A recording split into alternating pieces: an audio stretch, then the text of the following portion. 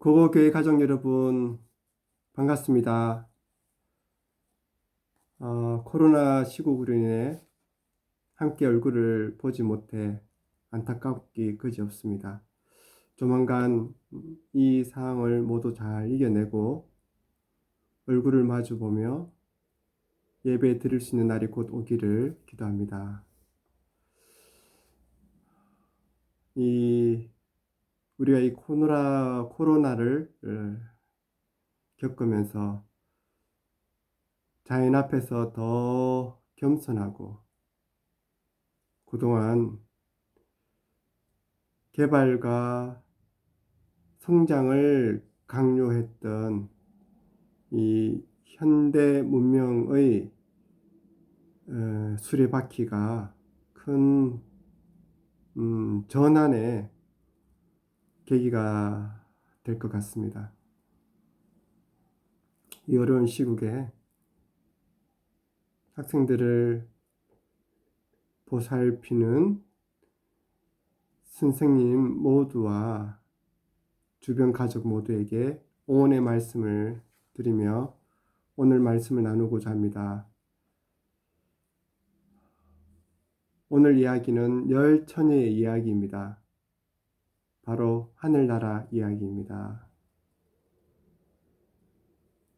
먼저 본문 말씀을 잠깐 읽겠습니다. 마태복음 25장의 이야기입니다. 그런데 하늘나라는 저마다 등불을 들고 신랑을 맞으러 나간 열 처녀에 비길 수 있을 것이다. 그 가운데 5은 어리석고 5은 슬기로웠다. 어리석은 처녀들은 등불을 가졌으나 기름은 갖고 있지 않았다. 마지막 점 읽겠습니다. 미련한 처녀들이 기름을 사러 간 사이에 신랑이 왔다. 준비하고 있던 처녀들은 신랑과 함께 혼인잔치에 들어가고 문은 닫혔다. 그 뒤에 나머지 처녀들이 와서 주님, 주님, 문을 열어주십시오 하고 애원하였다. 그러나 신랑이 대답하기를 내가 진정으로 너희에게 말한다. 나는 너희를 알지 못한다 하였다. 그러므로 깨어있으라. 너희는 그 날과 그 시각을 알지 못하기 때문이다. 많이 들어온 예수님의 열 처녀 비유 이야기입니다. 제가 어릴 적 저희 아버님과 어머님은 염소를 20마리 치시면서 염소젖을 팔아서 가정의 생계를 이어가고 저희 6남매를 키우셨습니다. 그 당시 저희 집 울타리 안에 작은 예배당이 있어 매주 주일학교를 다녔던 기억이 있습니다. 당시 주일학교 설교는 주로 제 어머니가 하셨고 반주도 제 어머니가 하셨던 기억이 있습니다. 그 시절 여기 본문에 있는 열 처녀의 이야기, 씨 뿌리는 자의 비유, 달란트 비유, 산상수훈 이야기, 창세기 이야기, 다윗과 솔로몬 이야기, 돌아보니 참으로 그립고 아련한 얘기와 장면들이 겹쳐집니다.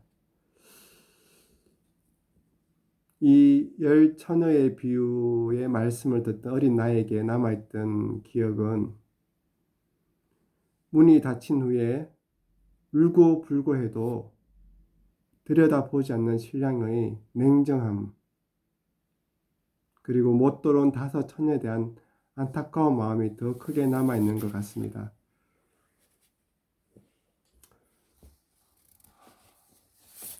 예수님은 여러 비유를 들면서 하늘나라에 대해 거듭 얘기하고 계십니다. 마태복음의 이 기자는 이 이야기를 유다가 예수를 대제사장들에게 넘기려는 그 장면 앞에 기록하고 있습니다. 십자가의 죽음을 목전에 둔 가장 어두운 밤의 이야기이기도 합니다. 신랑이 늦어지고 모두 잠이 들었습니다. 마침내 신랑의 도착을 알리는 소리가 났고 열 처녀들은 저마다 등불을 손질하고 켰습니다. 기름을 준비하지 못한 5 처녀들은 기름 장수에게 기름을 간 사이에 신랑은 도착했고 준비하고 있던 처녀들은 혼인잔치에 들어가고 문은 닫혔습니다. 이 대목 앞에서 제 앞에 어떤 문도 쿵 하고 닫혀버리는 것은 아닌가 하는 두려움이 있습니다.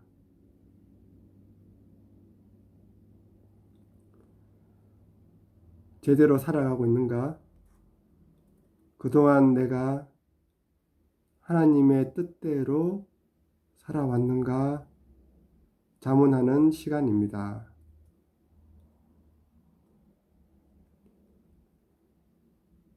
예수께서는 깨어 있으라 하셨습니다.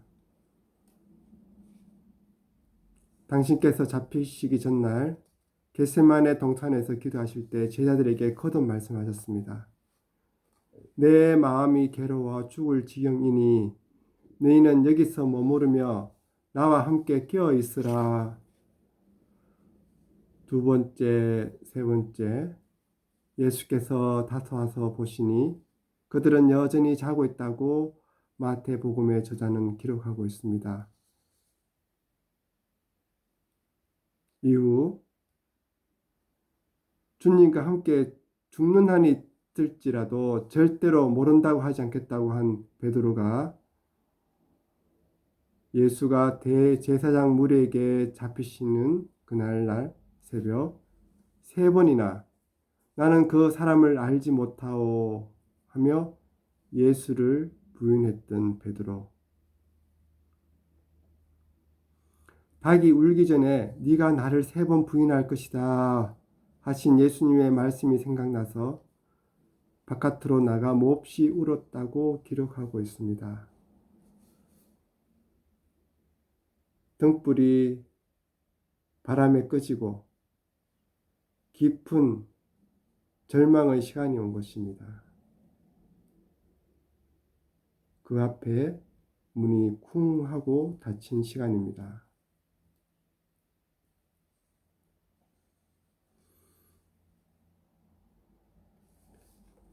제 개인적 얘기를 잠깐 하겠습니다. 10여 년 전 좀 지났습니다. 제가 문화재 사업체의 대표로 있을 때 그때 강원도 골짜기의 조그만 절에 공사 관계로 그 절의 주지 스님을 만나러 갔던 때가 기억이 납니다.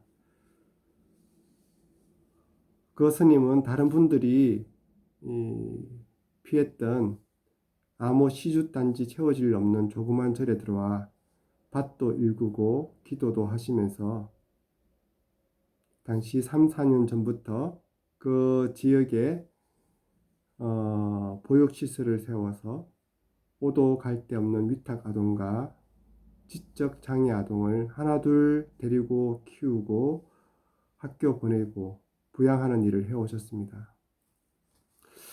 그날은 공사 계약일로 절에 가는 길이었는데 중간에 스님의 전화가 왔습니다. 절 입구에서 기다려 달라는 말씀이었습니다.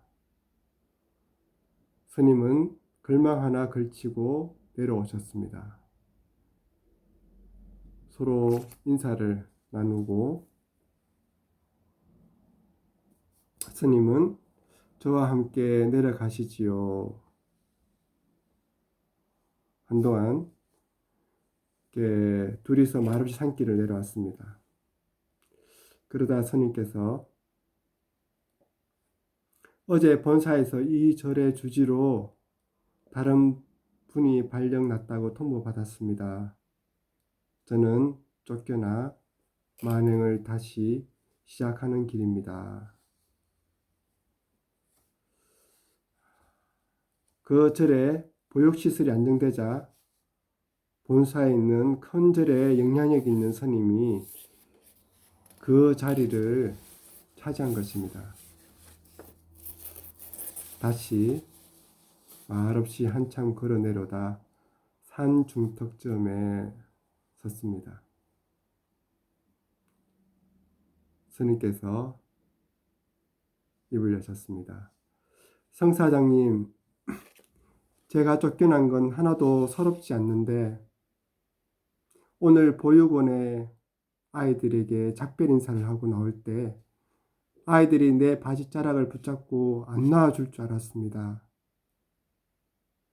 그런데 작별 인사만 나누고 물끄러미 내 가는 길 내려다보는 겁니다. 제가 보육시설 경영은 잘 했는지 모르나 아이들을 사랑하는 데는 실패했습니다. 그게 너무 슬픕니다. 스님의 눈가에 눈물이 흥건히 고이셨습니다.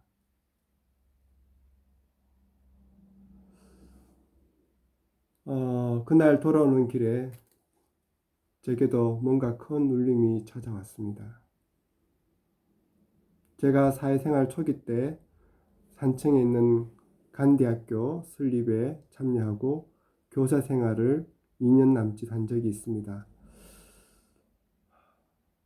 당시 아이들이 제게 선생님, 선생님 그러는데 저는 그 소리가 너무 부끄러웠습니다. 지식적으로나 인격적으로나 제가 선생님이라고 불릴 자격이 없다고 생각했습니다. 그래서 입으로 죄짓지 않고 손으로 몸으로 노동하는 일을 해야겠다 싶어 지금의 이 길을 선택했습니다. 당시에는 그게 잘한 선택이었다고 생각했습니다.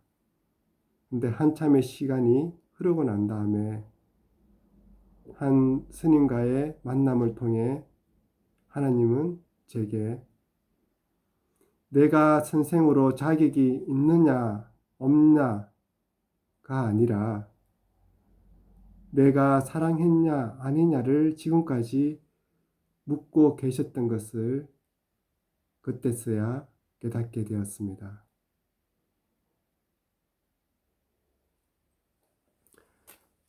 사람마다 좌절과 절망의 경험과 그 아픔의 너비와 깊이는 다를 것입니다.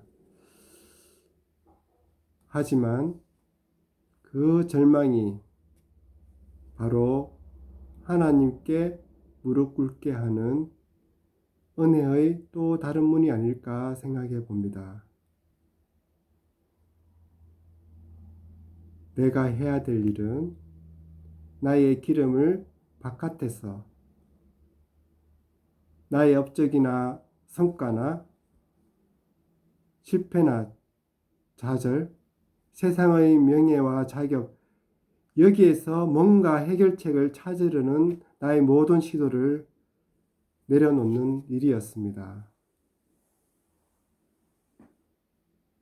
하나님은 우리의 순종이나 공로 때문에 우리를 구원하신 게 아니라 처음부터 우리에게 삶과 신실을 허용하셨습니다. 다만 우리가 어두워져 보지 못했을 뿐입니다.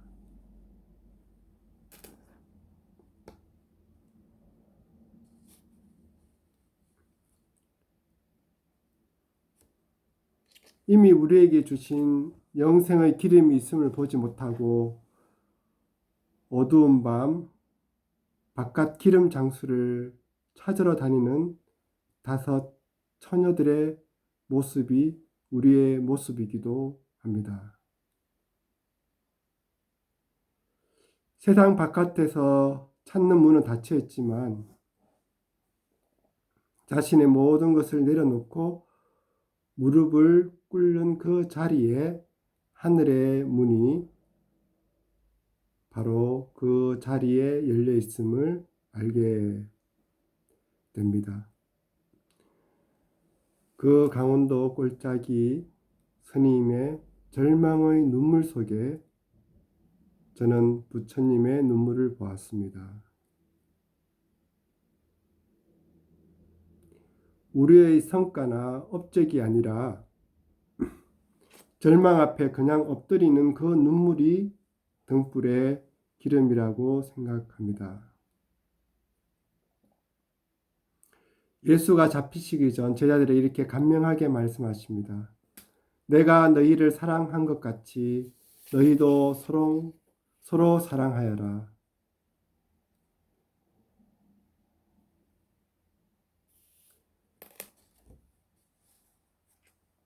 절망의 깊이가 점점 더 깊어질수록 점점 더 신께 가까이 간다. 낙심은 하늘을 원망하고 남을 탓하고 환경을 탓하지만 절망은 정직하게 자기 자신을 들여다보고 자신의 사랑이 부족한 사람임을 발견할 때 온다. 낙심은 오만에서 오지만 절망은 겸손에서 온다. 는 교장선생님의 글이 생각이 납니다. 아, 내 교육은 망했어. 아무개도 거창에 돌아오지 않았고 아무개도 다시 거창에 돌아오지 않았어. 라고 생의 마지막 즈음에 말씀하셨다는 전영창 선생님의 비통한 고백이 절망을 넘어 하나님께 더 깊이 나아가는 고백이자 기도였음을 오늘 아침 만나게 됩니다. 마지막으로 야곱이 가진 것 하나 없이 형 에스에게 쫓겨나 하란으로 가던 길의 이야기로 마무리하겠습니다. 어두운 밤 길가에 돌 하나 주워다 베개를 삼고 자던 시간이었습니다. 절망의 자리였습니다. 그때 하늘로 뻗어있는 사다리에 천사들이 오르락 내리락 하는 꿈을 꾼 야곱은 잠에서 깨어나 이런 고백을 합니다. 주님께서 분명히 이곳에 계시는데도 내가 미처 그것을 몰랐구나. 이 얼마나 두려운 곳인가. 이곳은 다름 아닌 하나님의 집이다. 여기가 바로 하늘로 들어가는 문이다. 올 한 해 교회 가족 모든 이에게 주님의 평강이 가득하길 기도드립니다. 감사합니다.